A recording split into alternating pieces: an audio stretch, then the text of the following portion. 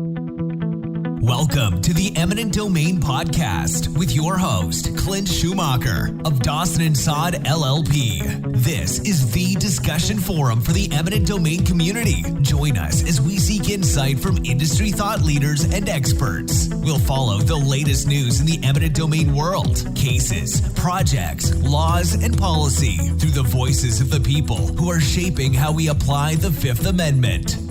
Welcome to episode 103 of the Eminent Domain Podcast. Thank you so much for joining us. We appreciate those of you who subscribe and regularly download the podcast from your favorite podcast aggregator, whether that's Apple Podcast or Spotify or Stitcher or wherever else you get your podcast. Thank you for listening to us. We appreciate it. In this episode, we discuss a series of new turnpikes that have been announced by the Oklahoma Turnpike Authority. They were actually announced in February of 2022. You know, normally for a major project, you'll see it coming for many years as you go through various environmental approvals and there's a lot of public discussion. That was not the case on this series of turnpikes that we're going to be cutting through the middle of Oklahoma. There's now a large court fight trying to oppose the projects. One of the leading proponents in that fight is a nonprofit group called Pike OTA. OTA stands for Oklahoma Turnpike Authority, and Pike OTA is in opposition both to the authority and to the new turnpikes that they're trying to build. And three of the leaders of that organization come and join us to talk about the project and the steps that they're taking to oppose the project. Just by way of quick background, there's a very significant hearing on November the 28th in front of the Oklahoma Supreme Court, where the Oklahoma Supreme Court will take up whether or not to approve the bonds that will finance these projects that are at issue. And so this is a matter that is current and it's urgent and it's in front of the pertinent authorities, and we'll see some important decisions coming up in the next few weeks. The Oklahoma Supreme Court has asked the parties to submit written briefing in advance of the hearing, which is somewhat unusual on a bond approval hearing in the state of Oklahoma, apparently. So we'll see what the Oklahoma Supreme Court decides. With that, let's jump right into the interview. Today, we are joined by the leaders of Pike OTA, a grassroots organization formed initially to prevent the development of two proposed turnpikes in Oklahoma, the East-West Corridor and the South Extension, that are in the vicinity of Oklahoma City. However, their mission has extended and expanded to oppose what they believe to be overreach in general of the Oklahoma Turnpike Authority, which is their local organization that builds turnpikes in the state of Oklahoma.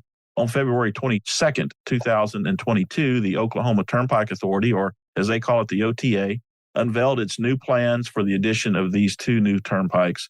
When the information was picked up by the media and was put out on social media, hundreds of homeowners and other property owners first learned that their houses and their properties were going to be in or near the path of these two very large proposed new turnpikes.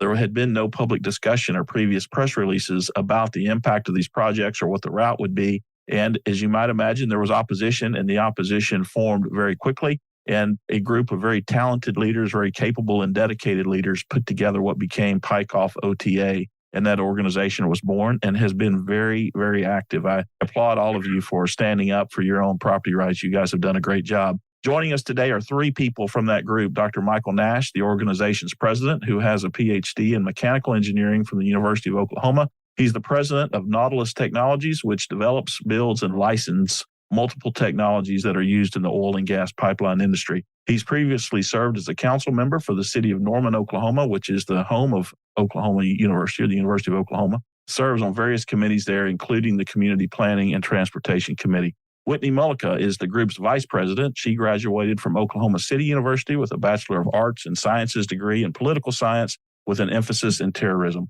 She attended Oklahoma City University School of Law on a presidential scholarship, but decided to take a different career path and serves as the vice president of Pike OTA. In addition to doing that, is the district sales manager for American Republic Insurance Services, OKC, where she helps people with Social Security, disability, and Medicare matters. And she's also the owner of the Easy Money Alpacas Ranch. Did I say that right, Whitney? Am I pronouncing that right? Alpaca, yeah. Alpaca, thank you. I knew I was close, but not quite right. So thank you for your gentle correction. Dr. Amy Serrato is also a board member for Pike OTA. She's the RAP Foundational Presidential Professor at the University of Oklahoma in its Geotechnical Engineering program, and is a recipient of the 2009 Presidential Early Career Award for Scientists and Engineers. Dr. Serrato is a geotechnical engineer whose research includes predicting expansive soil behavior using microscale properties and foundation design for alternative energy. I've got three incredible folks with us today Welcome to the podcast, Dr. Nash, Ms. Mullica, and Dr. Serrato. I'm so glad you're here. Welcome. Thank you for having us. These three gave me the great honor to come up and speak at one of your rallies, one of your Pike Off OTA rallies in the summer of this year. I got to witness firsthand the passion and the energy in your group. There are a lot of people who feel very strongly about this cause and who have rallied together to oppose it. And so let's start with that. Dr. Nash, if you don't mind me directing this first question to you, how did Pike Off OTA get started and why? Well, back in February, when we all remember where we were when the news was dropped for Access Oklahoma turnpike expansion. And the formation wasn't exactly any kind of instantaneous event.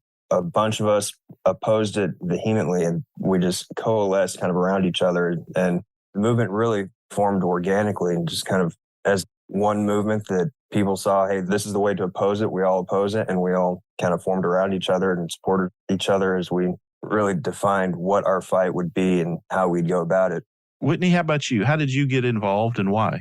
My family has had property on Indian Hills Road, which is where the east-west is potentially going to take place, the east-west connector. My dad was actually trying to sell his property and move into a smaller home with less maintenance, especially because they have acreage right now. They're just ready to retire and not work so hard. And so the day that my dad got an offer on his house was the day that they announced the turnpike. And so, of course, that buyer backed out because the turnpike is just going to basically have like a loop around where my dad's property is. That was my biggest motivation, was to try to help him if I can. But also the little background that I had with law school and all of that. We talked about the Oklahoma Turnpike Authority a lot in different classes, whether it was constitutional law or administrative law. And so I was already kind of familiar with some of the issues there, and this just kind of stirred that all back up. Whitney, thank you so much for sharing that. Dr. Serrato, how about you? How did you find out about this and why did you decide to get involved? Sure. I got a text from my neighbor asking me if I had seen the map of Access Oklahoma, because my house is right in the middle of the median of the turnpike. So my house and 10 acres would all be taken. As a civil engineer, I was shocked first. And as a homeowner, I was, of course, devastated, but I couldn't believe that they would be planning 59 miles of new alignment turnpikes in 2022. You don't need new alignments in this day and age. An eminent domain should not be used unless it is absolutely necessary for the defense of the United States of America. And as you'll learn through this podcast, and I'm sure you've heard from all of the Pike Off OTA people, that the Oklahoma Turnpike Authority has legislated themselves into the transportation mafia world, and no one can control them. They've taken more houses probably in the state of Oklahoma than any other agency. And this particular turnpike would take over 600 houses. And I was incredibly upset. And so I stood up and spoke out at the first town hall meeting as a professional civil engineer, because I knew all the people on stage. And I said, how can you even think about building this where you're building it? You're building it through wetlands and wildlife management areas and Lake Thunderbird. And they said, well, this is always what we were going to do. And it took me a while to figure out that it had nothing to do with engineering and everything to do with money and power for the elite. I would have been involved much earlier in the Oklahoma Turnpike Authority history had I known about it, but they try to keep what they do very quiet and only affect a certain amount of people so they can win at each turn. And this time they messed with the wrong people. And I'm in it to win it, because we have to stop this agency from destroying any more people's lives and any more of Oklahoma landscape. So you used a term I want to talk about and have you guys explain what it means. And then we ought to also talk some. You touched a little bit on the routing of these two projects. So for an audience that's unfamiliar with it, talk for just a second about what Access Oklahoma is. And then if you don't mind talking a little bit about just generally where does the east-west corridor and the south extension connect, and then we can get into some of the specific impacts, whether it be environmental impacts or socioeconomic impacts or impacts, very rightly, as you say, in people's homes. Let's start with what is Access Oklahoma and where are these two roads that most impact your communities? Where are they going? So Access Oklahoma is the Oklahoma Turnpike Authority's new program to do 7 different projects, 4 widening projects and 3 brand new projects. And first, to back up even further than that for your audience, the Oklahoma Turnpike Authority is legislated their authority through Statute 69, Section 1705 in the state constitution of Oklahoma. So the only people that can control what they do is the legislators. They're not the Department of Transportation that gets federal money. The Oklahoma Turnpike Authority gets bonds to build their roads. And so they can pretty much do whatever they want.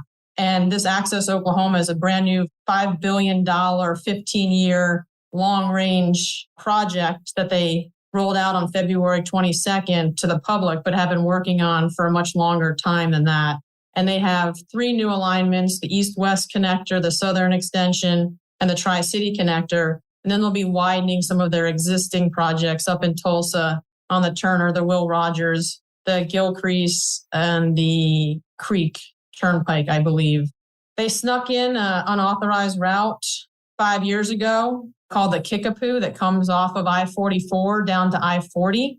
And that was completely unauthorized. The lawyers asked the wrong questions and they couldn't stop the bonds from being let. And so it got built. And that is what they are using to connect these new turnpikes from I-40 all the way through Norman down to I-35. And then the other one that goes across the north end of Norman is the east-west connector. And then the Tri-City connector goes on the west side of I-35 up to I-44 and in the Mustang area.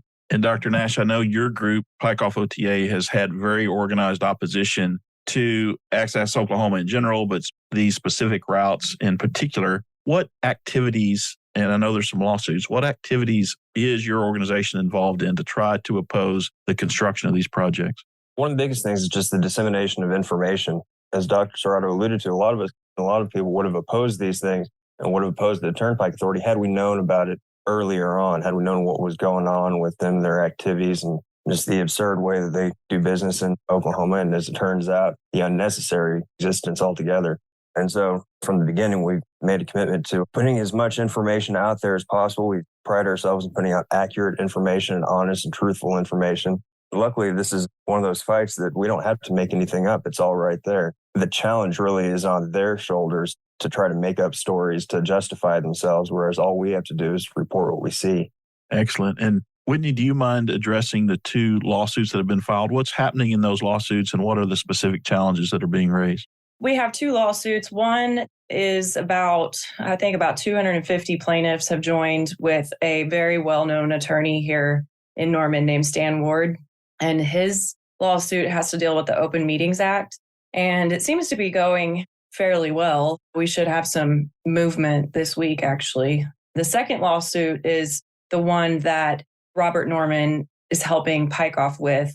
He is basically saying that there was no legislative authority to actually construct the routes as they're moving forward. Both of them seem to be going pretty well. The hard part is the history of OTA when it comes to going to the Supreme Court or whatever. They have a good track record of being able to get whatever they want. One exception to that would be in the 90s when they tried to build this exact route and the people in Norman lost it and stood up and they ended up canceling the project. And so it's kind of like this zombie project that has reemerged.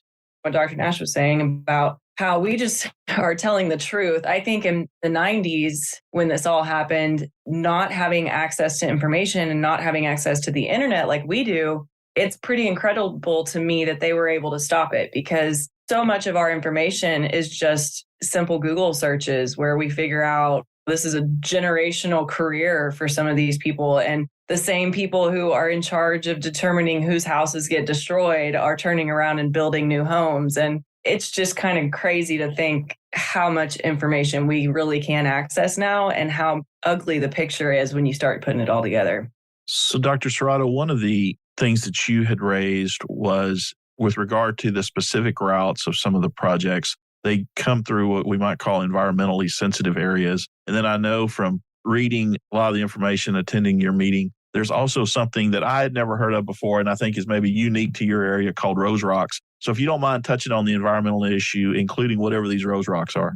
Sure. Well, the routes blast through the Lake Thunderbird watershed and the Garber-Wellington aquifer, which is how Norman, Del City, and Midwest City get their water. So over 200,000 Oklahomans depend on this area for clean drinking water. And we're already a 303D impaired watershed, meaning we had to make specific regulations in our long-term planning to keep the density down in East Norman, to stop the runoff from getting into our watershed to pollute our drinking water. And we made that decision in the city of Norman back in the early 2000s to keep all of this east side of Norman and north side of Norman rural to help protect our drinking water. And we have Bureau of Reclamation, land management areas, wildlife management areas. We have acres and acres and acres of wetlands, which are the kidneys of our lake that filter out all of the runoff from roadways and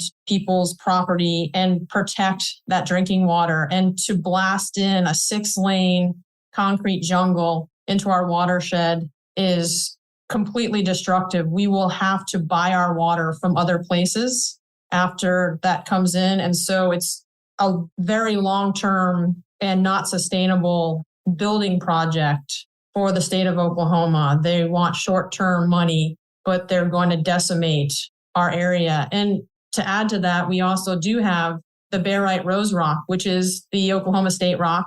And it was formed millions of years ago in one specific location in the world. We're the only place in the world that has this. It's a rare geologic formation.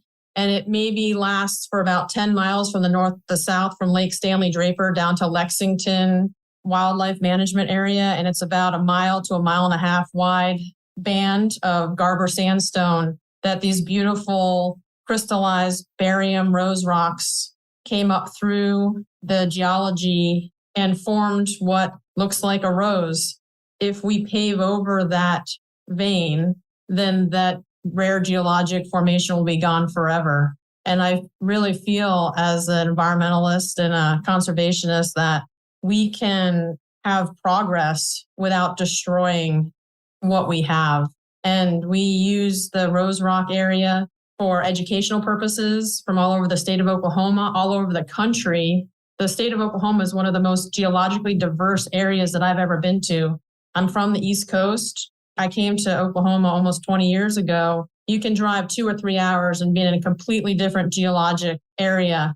And the barite roses is one of the great draws internationally and nationally for our tourism dollars. And if that gets paved over, then of course the local economy takes a big hit. Dr. Nash, I know you guys have reached out to various organizations that might be like-minded in the opposition, and among those are the local jurisdictions. What has the reaction of the local jurisdictions that would be impacted by these projects? What has that been? They've been more or less opposed to, especially the city of Norman. The city of Norman derives its drinking water from Lake Thunderbird, is absolutely appalled at the notion that they would destroy an already impaired water source, because that would condemn us to having to buy our water from Oklahoma City at a premium. And the way our utilities division is set up, we can't just increase water rates without a vote of the people, which means that if we start buying water from Oklahoma City without being able to convince the people to vote in favor of a water rate increase, then our utilities division is going to be running in a deficit for the rest of its lifetime, I guess, until we can find some way to cut corners and reduce the overhead. Thank you for that. All of you, I think, live in and around Norman. This podcast obviously goes out to people across the country that practice in the property rights area. From y'all's perspective, you've now lived with this for, almost a year, maybe a little bit longer. Is this a Oklahoma City and Norman issue, or does it have a broader impact? I think it's a nationwide problem just based on following the freewayfighters.org and subscribing to a couple different newsletters. I definitely think that this is a nationwide problem.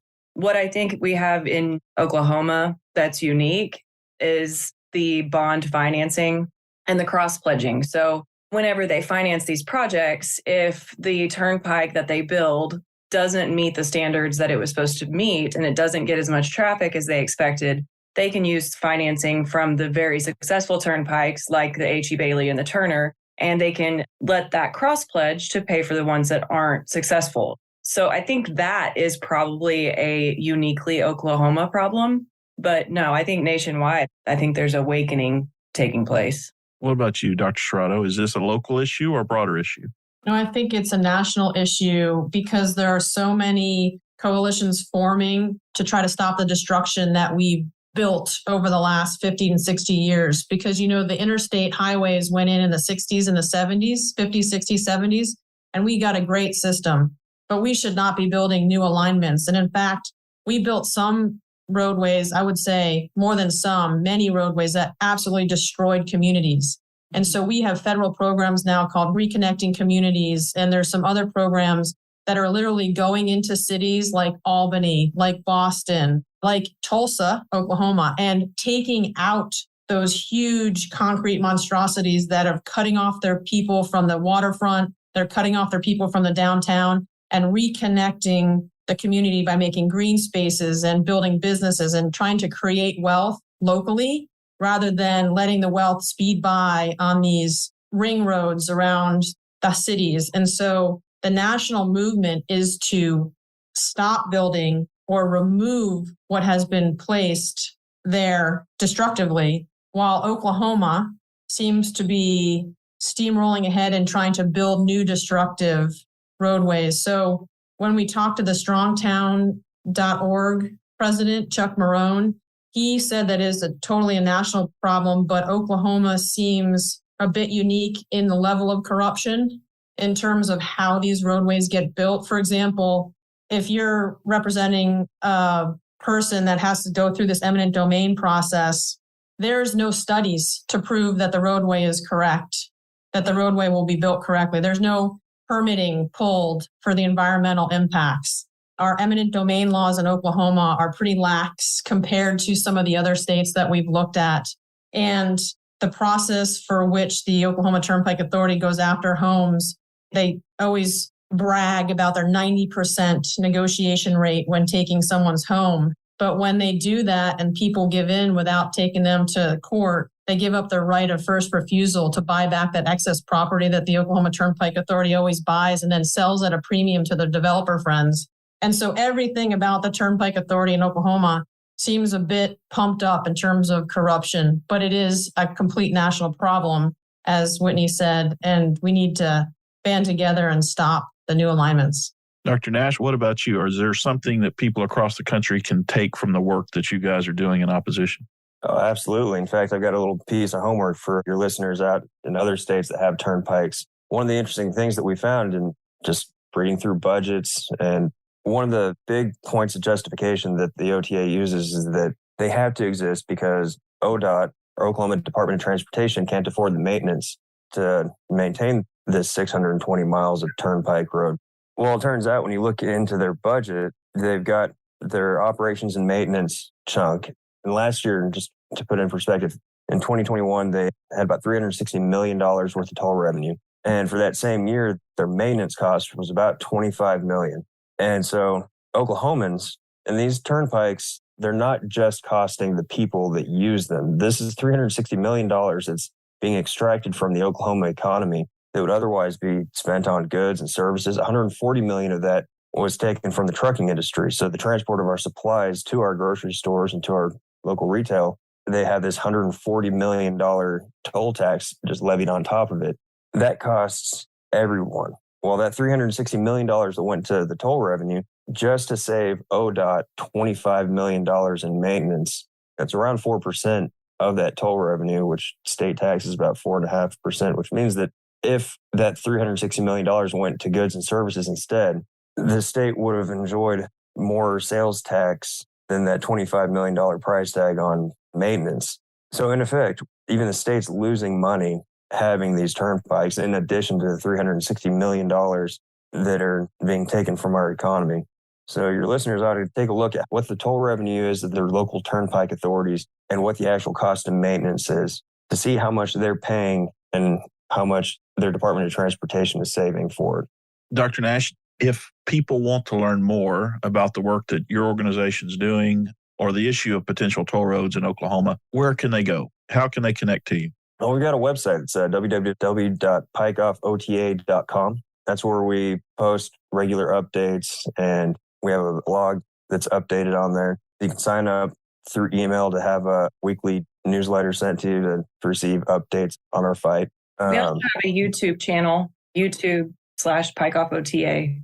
Excellent. I appreciate the three of you coming and bringing this issue to a broader audience and talking about it. I am, of course, following very closely the work that you guys are doing and know that you have got some great chances for success. Looking very closely to see how that turns out. I'd like to transition, if we could, to what actually everyone's favorite part of the show is, which is what we call the cross-examination segment, which is a series of fun and quick-hitting questions that let our listeners get to know the three of you a little bit better. I've got an incredibly smart panel today, so I'm really looking forward to that. Dr. Nash, I'll start with you, if you don't mind, with the first question. Do you have a book or podcast recommendation for our audience?